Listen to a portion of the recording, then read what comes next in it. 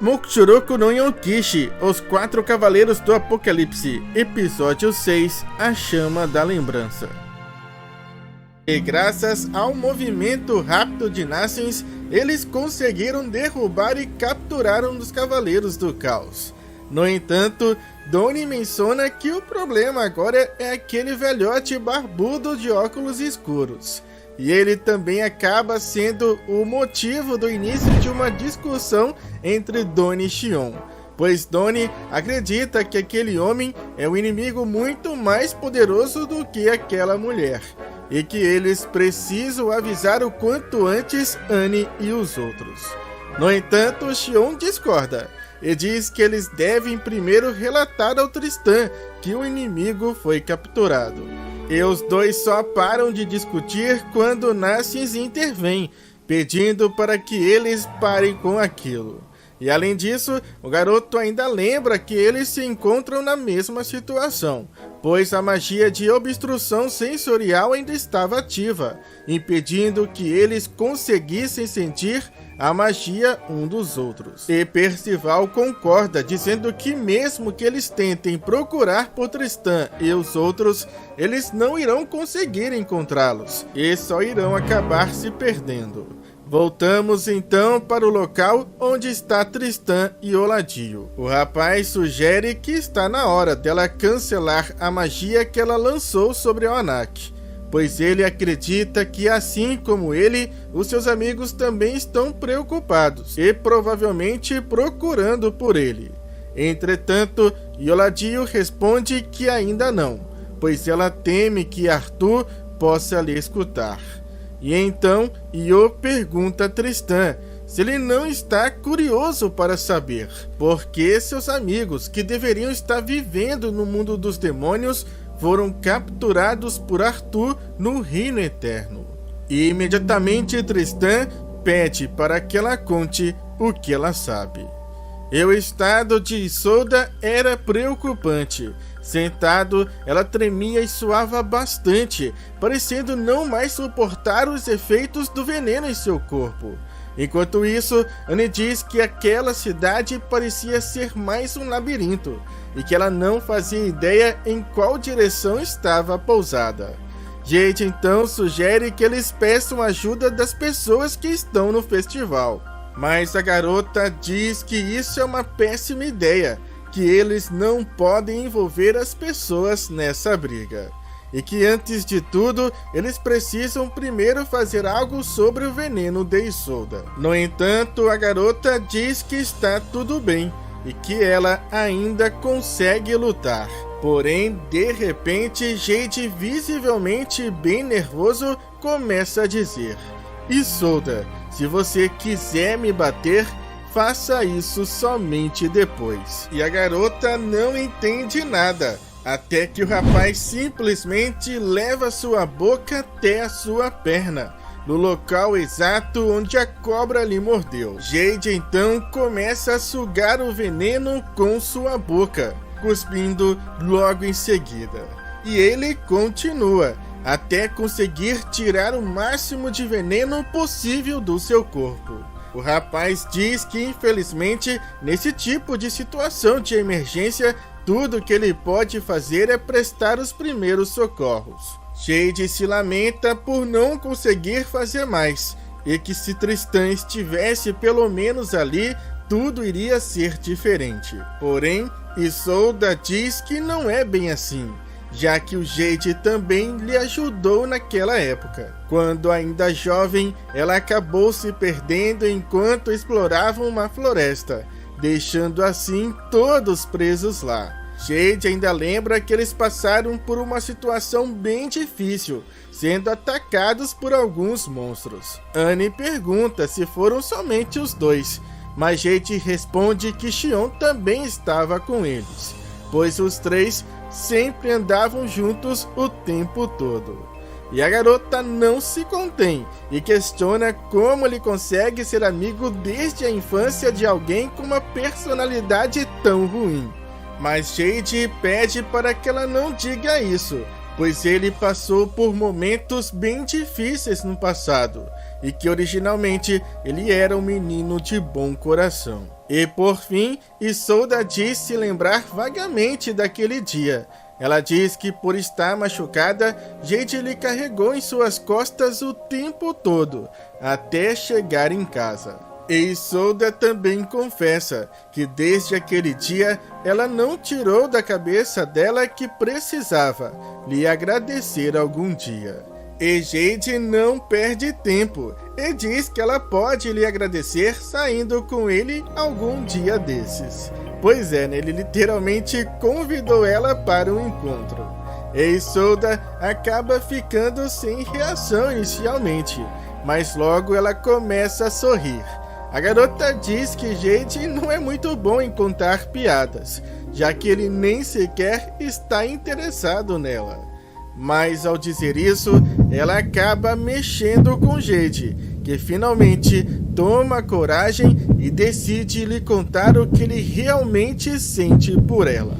E o rapaz então diz em voz alta: Isolda, há muito tempo venho querendo te dizer isso. Porém, naquele mesmo instante, algo estranho estava acontecendo, pois ninguém conseguiu escutar o que ele disse. E imediatamente percebendo isso, Jade saca sua espada. Os três entram em posição ofensiva. Anne e Isolda estavam apreensivas por não poder mais escutar nenhum tipo de som. E Jade tentava encontrar o que ou quem fez aquilo. No entanto, quando o rapaz consegue perceber, já era tarde demais para evitar um ataque brutal direto em seu rosto. Macduff anulou completamente o som e dessa forma conseguiu se aproximar dos três sem que eles percebessem. E o seu primeiro alvo foi o Jade. Mas Anne não se intimida com sua presença e tenta atacar o cavaleiro. Mas ela também é golpeada violentamente, um chute em cheio que lança a garota no ar. No entanto, toda furiosa usa sua massa para fazer um ataque direto. Porém, Macduff consegue bloquear o seu golpe usando apenas um dos seus braços. E sua resposta de reação é bem rápida novamente. O cavaleiro usa uma de suas pernas para chutar Isolda, a lançando contra uma parede. O cavaleiro então percebe que tem algo no seu braço, mas ele não se importa com aquilo, pois ele estava determinado em eliminar cada um deles, começando por Isolda. Macduff se prepara para dar um fim na vida de Isolda, que estava naquele momento totalmente vulnerável. Mas antes, Jade intervém. Uma intensa luz se manifesta naquele local, ofuscando a visão de todos. Isolda, Anne e o próprio Jade, consequentemente Macduff, não conseguiam ver mais nada. No entanto, para o rapaz, essa era a oportunidade para ele se aproximar e salvar Isolda. Mas logo, ele percebe que aquele homem não estava sendo afetado pelo seu clarão, pois ele era cego. Macduff ergue seu braço. O cavaleiro estava prestes a atacar mortalmente Isolda. E naquele instante, Isolda, por causa daquela luz tão ofuscante, mal conseguia ver alguma coisa, a não ser a imagem do seu amado Tristan. E sorrindo para ele, ela finalmente consegue dizer que apenas queria ser a sua noiva. Mas, infelizmente, o braço de Macduff perfura o seu corpo. E estamos no passado, numa floresta onde podemos ouvir a pequena Isolda dizendo: Isolda irá se casar com um príncipe encantado algum dia. No entanto, logo o pequeno Xion joga um balde de água fria dizendo: esqueça, você não passa de um simples plebeu. Mas Isolda lembra que seu pai é um cavaleiro sagrado que serve ao pai do Xion. Porém, mesmo assim, ele continua a dizer: irrelevante. Um plebeu é um plebeu. E além disso, ele diz que também nunca iria se casar com alguém como ela, mesmo sendo um membro da realeza. E Isolda responde que muito menos ela. Já o Jade, que estava logo à frente, questionava porque tinha que ser logo um príncipe, pois, segundo ele, um príncipe tem serviçais que fazem tudo por ele, e que certamente eles não devem nem saber como limpar a própria bunda sozinhos. Mas Xion retruca dizendo que ele aprendeu a fazer isso sim. E Isolda, por sua vez, chama Jade de mentiroso, pois o livro que ela estava lendo não descrevia dessa forma, pois naquele livro dizia que o príncipe era sempre maravilhoso e honesto, e sempre que uma princesa estava em perigo, o príncipe corria para protegê-la. Por fim, eles decidem que é hora de voltar para casa, pois fantasmas e monstros assustadores poderiam aparecer. Mas Isolda, descrente, questiona se esses monstros realmente existem. E Xion afirma que sim, e cita até mesmo que o pai de Drelden foi inclusive amaldiçoado por um deles. E Isolda começa a ficar assustada. No entanto, Jade diz que mesmo ele não sendo um príncipe, ele poderia lhe proteger. Porém, minutos depois, lá estavam os três, correndo apavorados de um gigantesco monstro, ou melhor, um dragão. E segundo Xion, ele era um dragão mariposa, que geralmente vive sozinho nas florestas e que é capaz de comer um cervo gigante inteiro com uma bocada só. E todas essas informações estavam no livro que o seu pai fez. Mas Jade pedia para Xion mover suas pernas e não sua boca. Ou seja, pouco me importa onde ele vive ou o que ele come. E de repente eles se deparam com um barranco, de onde eles acabam caindo.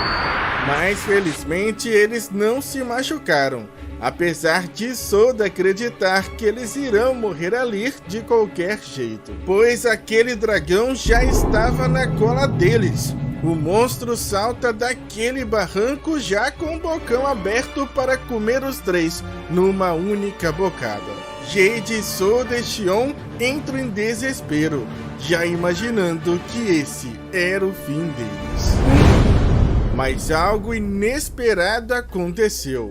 Por um milagre, eles ainda estavam vivos e voltando para casa. Isolda, ainda atordoada, mal conseguia abrir seus olhos. E Jade, bem abatido, apenas pedia desculpas para Isolda, enquanto a garota, por sua vez, apenas dizia: Jade, suas costas é tão quentinha, obrigada por me proteger. E a gente consegue ver neste momento o que aconteceu com aquele dragão.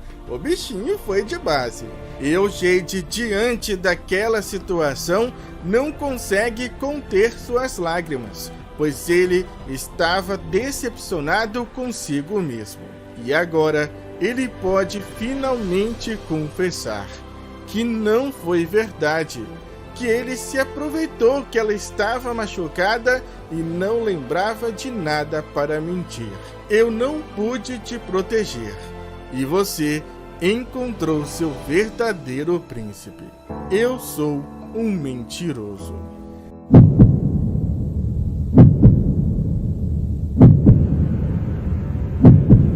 E não foi Isolda. O corpo atravessado pelas mãos de Macduff foi o de Jade. O rapaz usou seu próprio corpo para salvar a vida de Isolda. O que ele não pôde fazer no passado, ele estava tentando fazer agora. No entanto, ele estava arriscando também sua própria vida dessa forma, para o desespero de Annie, que mal consegue olhar para aquela cena aterrorizante.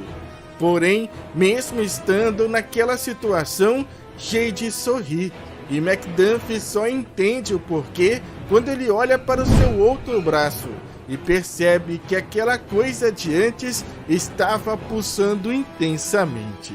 pois ela estava prestes a explodir. A mini-bomba implantada por Isolda no seu primeiro ataque explode, provocando uma forte onda de choque que lança poeira e escombros para todos os lados.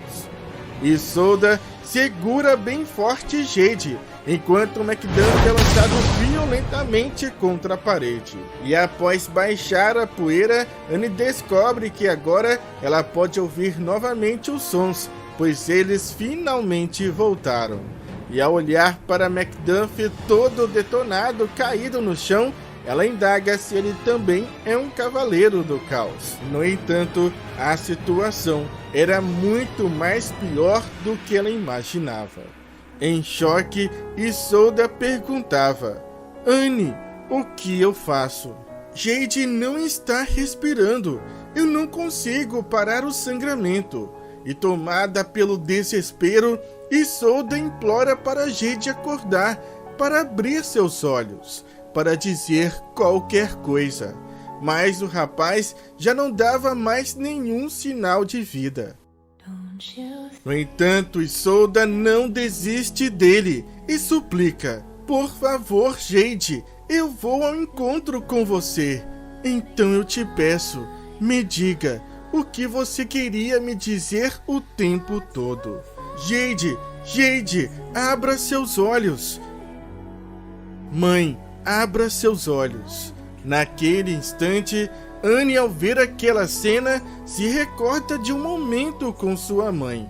E com os olhos cheios de lágrimas, ela então diz: Isolda, Jade já está. Mas antes que ela terminasse sua frase, Isolda grita pedindo para que Annie vá buscar o Tristan o mais rápido possível. O mais rápido que ela puder agora. E mesmo sabendo que não tinha mais volta, Annie decide ir. Porém, em seu caminho estava novamente aquele homem. O Cavaleiro do Caos McDuff estava de pé e obstinado a cumprir a sua missão. McDuff se queixa de não poder usar sua magia por causa da intensa dor. No entanto, para ele não iria fazer tanta diferença, já que ele podia facilmente matá-los mesmo sem usar sua magia. Entretanto, Annie não se intimida e só deseja antes saber uma única coisa: por que você está fazendo isso? Annie muda totalmente de expressão e com aqueles olhos emanando todo o seu rancor, ela pede para que ele responda. Mas McDuff se recusa, dizendo não ter a obrigação de lhe responder nada. No entanto, algo repentino e muito estranho acontece. Diante de Annie, McDuff simplesmente cai de joelhos. O seu corpo estava reagindo de uma forma estranha e ele não consegue entender o que estava acontecendo. E Annie segue firmemente dizendo: responda, mas somente se for uma resposta suficientemente satisfatória para Jade ouvir. E aquele modo de falar, aquele olhar, McDuff se irrita com isso e chama Annie de garotinha atrevida. Mas resistir e não responder sua pergunta só iria literalmente levar à sua queda. McDuff simplesmente vai ao chão, enquanto Annie nem sequer precisou mover um único dedo. E ainda consciente, McDuff começa a questionar o que foi que aconteceu, porque ele não conseguia se mexer. O seu corpo ficou tão pesado que parecia uma montanha rochosa ou algo do tipo. E finalmente, as garotas conseguem sentir a magia uma das outras. E não somente das duas, mas também de todos os outros. Todos os poderes mágicos que antes elas não podiam sentir. E não demora muito para Annie escutar uma voz dizendo: é por aqui, é a magia de Annie e dos outros. E ao olhar na direção de onde vinha aquela voz, Annie então vê o rosto dos seus amigos, o rosto de Percival, e seus olhos novamente enchem de lágrimas. A garota corre na direção de Percival, que também corre ao seu encontro. Anne abraça Percival, um abraço que, se fosse traduzido em palavras, seria o mesmo que dizer: que bom que você está aqui. Uma tristeza indescritível envolve aquele local. Xion, completamente imóvel, observa aquele momento sem dizer uma única palavra. Mas logo, ele começa a caminhar na direção de Souda e Jade, passando bruscamente por Naciens e Donnie, que aparentam estar preocupados com ele. No entanto, Xion age de forma indiferente e começa a falar com Jade. Como você pode ter sido espancado num lugar como este? Vamos lá, fica de pé, hora de acordar, Jade. Porém, Souda tenta dizer para Xion que Jade já não está mais, mas ele a interrompe, ignorando completamente o que ela iria dizer, e chama por Percival, pedindo para que ele cure Jade imediatamente. E Percival atende o seu pedido e rapidamente se aproxima de Jade e começa a manifestar sua magia, que envolve completamente o corpo do rapaz. O poder que emana de Percival começa a reagir no corpo de Jade. O garoto tenta dar o seu máximo para curá-lo completamente. Porém, mesmo dando tudo de si e até mesmo conseguindo curar todos seus ferimentos, Jade não volta à vida. É bem triste, Percival diz sentir muito por não poder trazê-lo de volta. Mas Xion, ainda em negação, diz para Percival que ele certamente pode fazer isso, que ele pode pelo menos reanimá-lo. Mas o garoto insiste, dizendo que nem mesmo os minis Percival conseguem fazer isso. No entanto, Xion acredita que Percival está negando fazer isso, pelo motivo dele ainda guardar rancor deles, por ter lhe atacado quando ele chegou em Liones. Mas não era nada disso. Com uma voz embargada, Percival chora ao dizer que aquilo estava além do seu alcance. E tudo aquilo que Xion tentou negar, todo o sentimento que ele tentou conter, são jogados de uma vez para fora. O rapaz agarra Percival e começa a gritar com ele, dizendo que alguns momentos atrás ele também estava morto, mas que retornou à vida. Donnie e Naciens pedem calma para que ele não culpe Percival por isso. E Souda apenas pede para que ele o traga de volta. Mas Percival, encarando Xion, apenas responde: se eu pudesse fazer isso, eu já teria revivido meu avô. E diante dessa resposta, Xion solta o garoto, lançando para longe.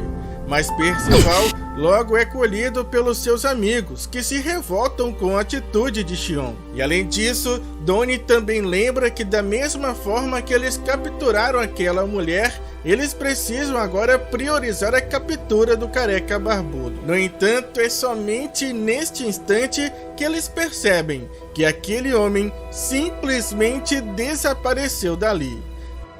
Mesmo extremamente machucado, Macduff conseguiu se erguer e se afastar de todos. E, se movendo com muita dificuldade, ele diz não acreditar que aqueles pirralhos lhe forçaram a recuar. Ele conta que pretende sair da cidade para curar suas feridas. No entanto, algo antes chama sua atenção: uma magia familiar. E não demora muito para ele conseguir identificar que aquela fraca magia era da sua parceira Teaninit. A cavaleira estava aparentemente desacordada e presa ao mini Percival. Mas ao ouvir a voz de Macduff, ela abre seus olhos, mas está claramente muito debilitada. McDuffie reconhece que ela está sendo contida por aquela estranha magia.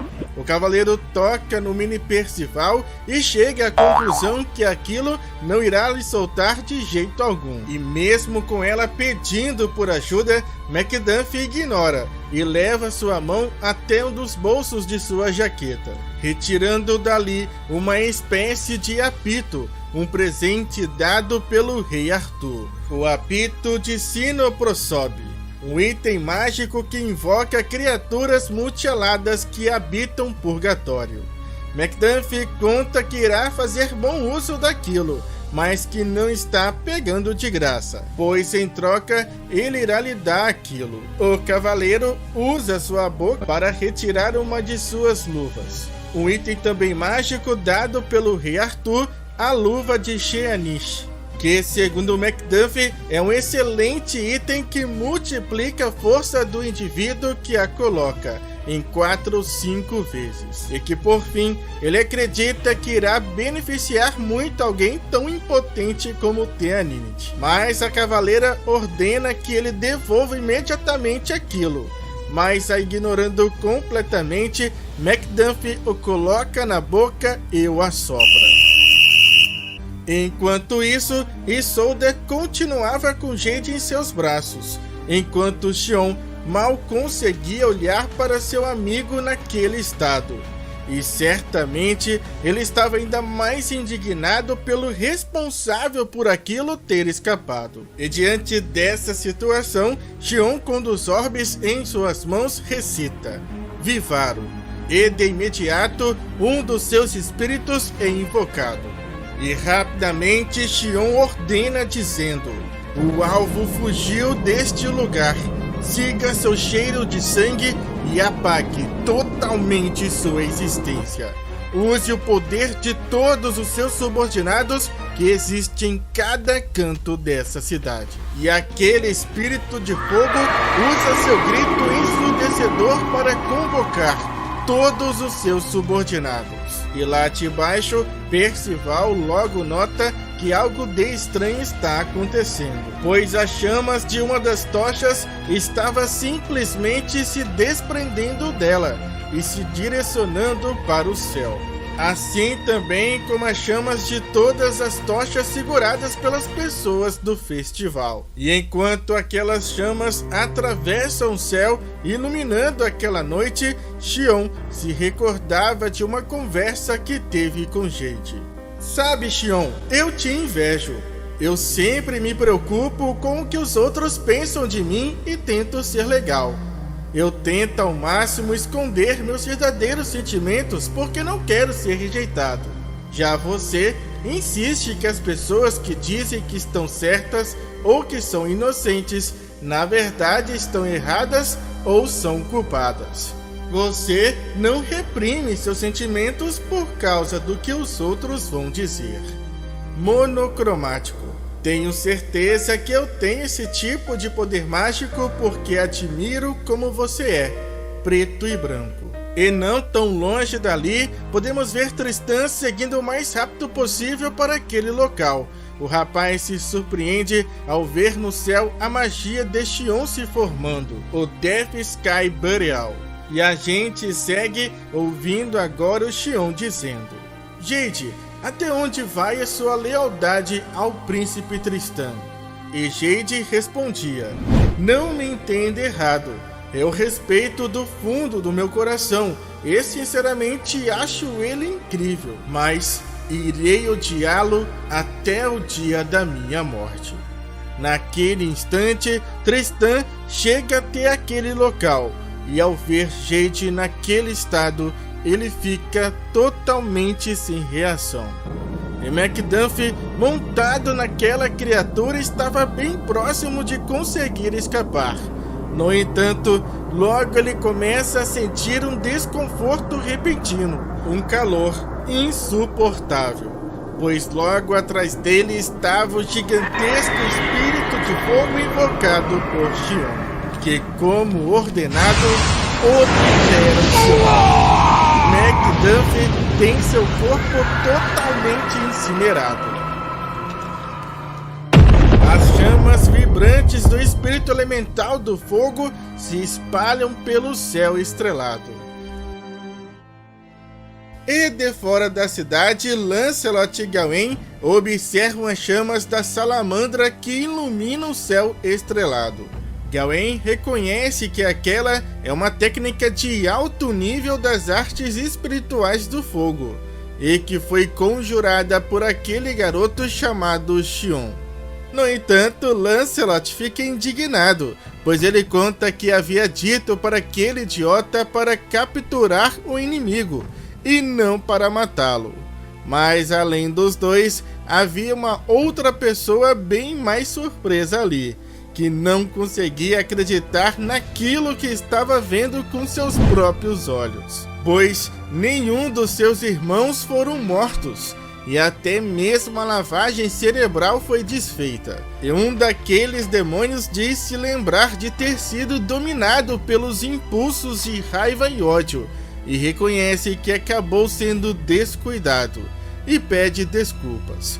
Aqueles que são famosos por serem criminosos no mundo dos demônios, e que agora se encontram naquele estado, incapazes de se mover por conta da surra que tomaram. E eles ficam até preocupados do rei dos demônios descobrir que eles foram salvos da maldição do caos por uma criança e um humano. Mas Ioladio reconhece que apesar dela ter atacado Tristan, Lancelot e Gawain podiam ter eliminado seus companheiros, mas não o fizeram, pelo contrário, os salvaram.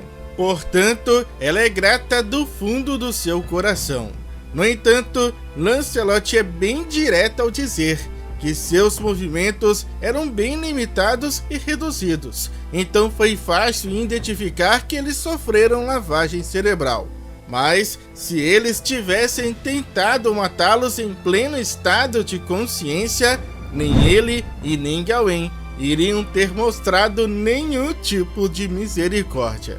E além disso, Lancelot diz para Ioladio que se a informação que ela tem for verdadeira, será de grande ajuda para eles. E ela confirma que é verdadeira. E por fim, Lancelot termina dizendo que irá conversar com ela mais detalhadamente pela manhã, assim que ele estiver fora da cidade com todos os seus amigos. E assim, Lancelot e Gawain partem de volta para a pousada, com Lancelot dizendo que iria adorar tirar um cochilo, mas Gawain antes lembra para ele não se esquecer do seu pudim. E Ioladio, enquanto observava os dois se afastando, dizia em pensamento: nunca teria imaginado que houvessem tantas pessoas assim na Terra. Gawain revela que o outro lado também já se encontrou com um príncipe, e que todos estão reunidos neste momento. E lá embaixo, enquanto todos estão em silêncio, Xion termina de se recordar daquela conversa. Diga, Xion, você acha que está tudo bem? Um cara como eu está no pelotão do Tristan todo esse tempo? E Xion responde: não sei quais são os seus motivos para odiar o Senhor Tristan, mas se é assim que você é, tudo bem. Para mim, eu ser o único que gosta do Senhor Tristan é o suficiente. Mas mesmo assim, você é o meu segundo favorito.